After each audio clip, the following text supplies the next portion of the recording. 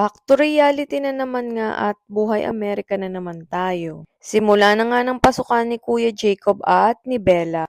Kaya eto, hinatid ko muna na una si Kuya Jacob. Pagkatapos ay hinatid ko naman si Baby Bella. Magkaiba na nga pala ng oras ng pasok si Kuya Jacob at Bella. At eto na nga pala yung update ng aming front yard.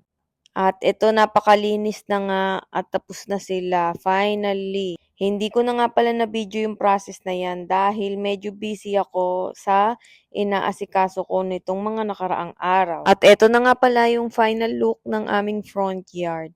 Ayan, medyo malinis na siya at maganda. Katapos, ito naman nga yung look niya sa gabi.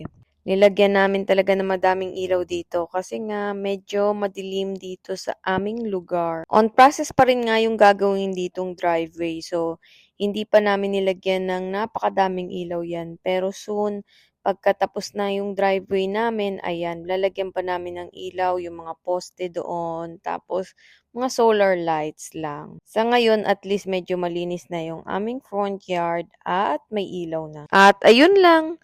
Thanks for watching. Bye-bye!